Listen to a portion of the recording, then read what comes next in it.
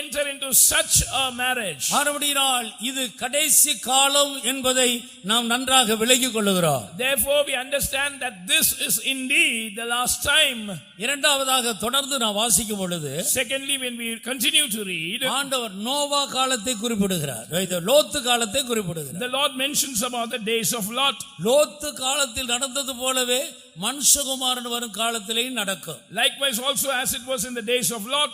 கடைசி காலம் என்பதை நாம் பகுத்தறிந்து கொள்ளும்படி இந்த வேத வசனங்கள் நமக்கு முன்பாக கொண்டு வரப்படுகிறது. These words of God are presented before us so that we can discern and understand that these are indeed the last days. வாசியுங்கள். Please read. லோத்தினுடைய நாட்களில் நடந்தது போலவும் நடக்கும். ஜனங்கள் புசித்தார்கள், குடித்தார்கள், கொண்டார்கள், விற்றார்கள், நட்டார்கள், கட்டினார்கள்.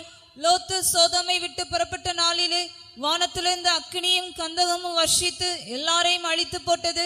மனுஷகுமாரன் வெளிப்படும் நாளிலும் அப்படியே நடக்கும். மனுஷகுமாரன் வெளிப்படும் காலத்திலும் அப்படியே நடக்கும். So shall it be in the days of the Son of Man when he is revealed. இப்போது நாம் லோத்து காலத்துக்கு திரும்புவோம். Now we will turn to the days of Lot. ஆதியாகமம் 19ஆம் அதிகாரத்துக்கு வரும் பொழுது, When we come to Genesis chapter 19, Lot சோதோமிலே குடியிருந்தார். Lot dwelt in Sodom. சோதோமுடைய ஜனங்களுடைய அக்கிரமம் மிக பயங்கரமாக இருந்தது. அது வானத்தை எட்டி கொண்டிருந்தது. The iniquity of the people of Sodom was very terrible. It ascended to heaven. அந்த லோத்து காலத்தில் மிக குறிப்பிட்ட ஒரு பெரிய குற்ற பாவம் என்னவென்றால், அன்றைக்கு ஆண்கள் ஆண்களை விவாகம் பண்ணுகிறதான ஒரு பாவம். One notable sin in the days of Lot was that the sin of sodomy, male marrying male, was prevalent. ஓரினை சேர்க்கை என்று சொல்லப்படுகிறது. It is called the same sex marriage.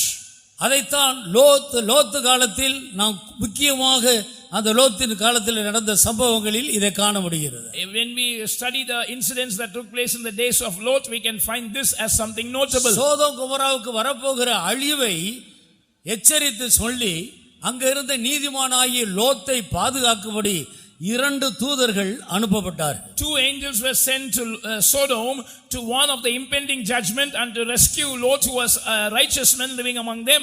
அந்த தூதர்கள் லோத்துடைய வீட்டை நோக்கி போகும்போது, when the angels were headed towards the house of Lot, லோத்து ஓடி வந்து அவர்களோடு இப்படி சொல்லுகிறார்.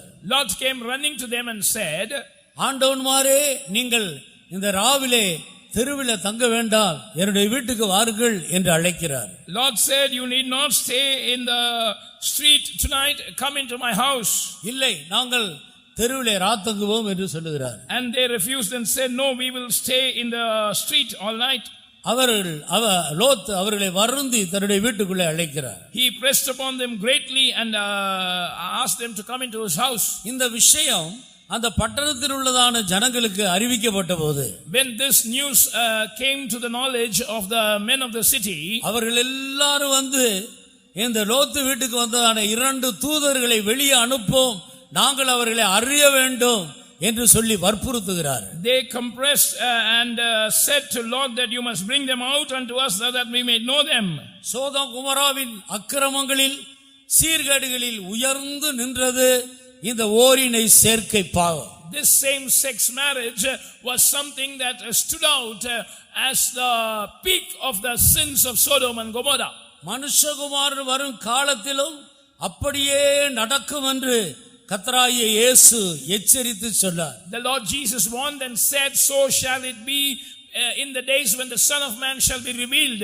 இன்றைக்கு இது சாதாரணமாக பெரிய பெரிய அரசியல் தலைவர்கள், மத தலைவர்களும் ஒத்துக்கொள்ளக்கூடிய விதத்தில் இது இன்றைக்கு உலகத்தில் காணப்படுகிறது என்பது உங்களில் பலருக்கும் தெரியும். You all know that this is very common in this world today, something which world leaders, even religious leaders, have consented to.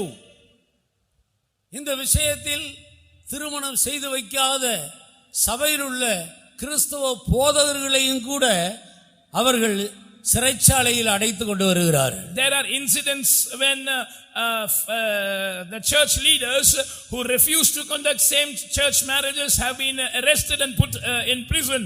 இப்படிப்பட்ட இந்த சீர்கேடான இந்த திருமணம் இன்றைக்கு முழு உலகத்திலேயும் பெரிய பெரிய ஆட்களால் கௌரவமான ஒன்றாக கருதப்படுகிற காலம். This corrupt way of marriage is considered something good and royal by chief and eminent men of this world. மனுஷகுமாரன் வரும் காலத்தில் அப்படியே நடக்கிறது. Jesus said, so shall it be in the days when the Son of Man is revealed. இதை வைத்து இது மனுஷகுமாரன் வரும் காலம் என்பதை நாம் தெளிவாக உறுதிப்படுத்தப்படுகிறது. We are able to clearly substantiate that these are indeed the days when the Son of Man shall come. இது எல்லாரும் அறிந்த ஒன்று. Everyone knows it. இந்த பாவம் இன்றைக்கு சாதாரணமாக மனிதர்கள் மத்தியில் வளர்ந்து வருகிறது. This sin is growing very ordinarily amongst human beings these days. உங்களுடைய சிந்தனைக்காக ஒரு காரியத்தை உங்களுக்கு முன் வைக்கிறேன். I am just putting a thought for your mind. மனிதனை தவிர ஆகாயத்து பறவைகளோ ஊரும் பிராணிகளோ காட்டு மிருகங்களோ இப்படிப்பட்ட பாவத்துக்கு உட்படுமா என்று சிந்தித்து பாரு. Just imagine whether creeping things or the beasts of the field or the birds of the air would engage in same-sex marriage like human beings. ஒரு மிருகமோ ஒரு ஊரு பிராணியோ ஒரு பறவையோ அப்படிப்பட்ட விவாகம் பண்ணிக் கொள்வதில்லை. No animal, no bird, no creeping things engage in such marriage. இன்றைக்கு மனிதர்கள் ஞானிகள் என்று சொல்லியும் பைத்தியக்காரராக இப்படிப்பட்ட காரியங்களை செய்து கொண்டு வருகிற காலம். Professing themselves to be wise men have become fools and they are engaging in such things. மிருகத்தை விட மோசமான ஒரு ஆவி மனிதனை பற்றி கொண்டிருக்கிறது. A spirit more wicked than the spirit that is of animals has taken hold of mankind. ஆனபடியால் இது மனுஷகுமாரன் வரும் காலம் என்பதை தேவனுடைய பிள்ளைகள் மிக உறுதிப்படுத்திக் கொண்டு ஜீவிக்க வேண்டும். So children of God must make very sure that this is indeed the days of the Son of Man's appearing and you must live a careful life. இப்படிப்பட்ட அக்கிரமங்களுக்கெல்லாம் நாமும் நம்முடைய பிள்ளைகளும் விலகி தங்களை காத்துக்கொள்ள வேண்டியது அவசியம். We ourselves and our children must separate and preserve ourselves from such iniquities. ஆனபடியால் அருமையான தேவனுடைய ஜனமே, Therefore beloved people of God, இந்த பொல்லாத ஆவி சபையை விட்டு ஜனத்தை விட்டு அகற்றப்பட வேண்டும். This evil spirit must be removed from the people, from the church of God. இதற்காக எல்லா தேவனுடைய பிள்ளைகளும் ஜெபிக்க வேண்டும். And all children of God must pray for this. இல்லாவிட்டால் அசதியா இருக்கிற தேவ ஜனத்தையும் கூட இந்த ஆவி பற்றி கொள்ளும். Or else the spirit will take hold of the people of God also who are slack. ஒருமனப்படுவோமா? Let's all be united.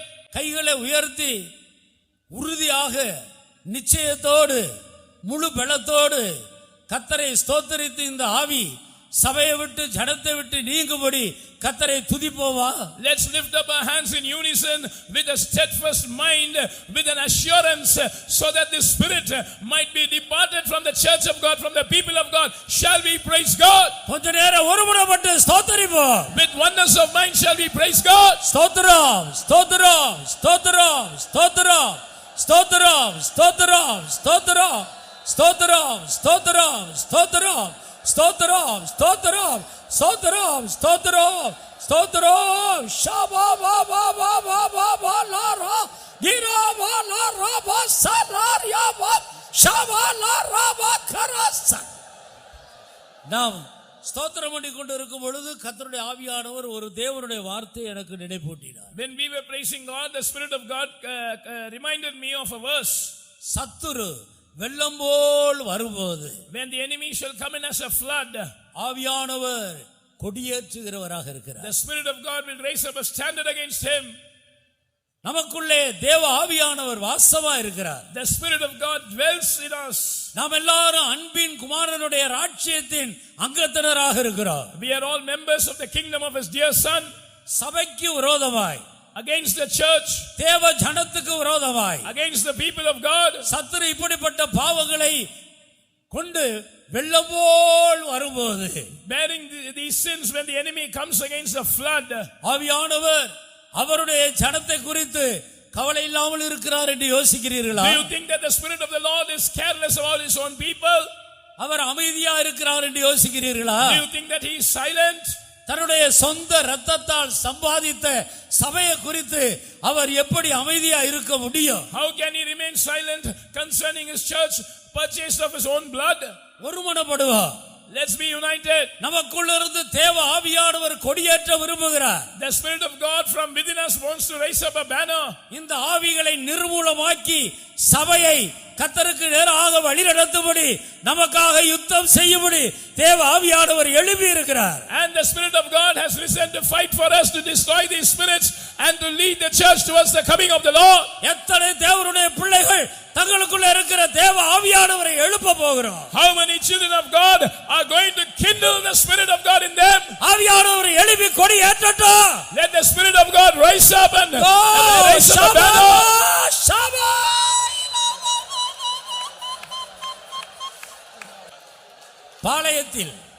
பாளையத்தில் பின்தங்கினவர்களை அமலேக்கியர் அழித்து போட்டது போல இந்த விஷயத்தில் அசதியாயிருக்கிற தேவனுடைய பிள்ளைகளை இந்த பொல்லாத ஆவி அழிக்கும்படி காத்து கொண்டிருக்கிறது. This evil spirit is waiting to destroy people who are slack in this matter, just like the Amalekites slew the people of God who were at the rear end of the camp. ஊழியர்கள் விசுவாசிகள் அனைவரும் ஒருமனப்படுவார்கள். All servants of God and believers shall be united. ஒன்று கூட தேவ ஆவியானவருக்கு நம்மை ஒப்புக்கொடுப்போம். Once again shall we yield ourselves to the Spirit of God. கர்த்தர் எழுப்பி இந்த ஆவிகளை நிர்மூலமாக்கட்டும். Let the Lord rise up and destroy these spirits.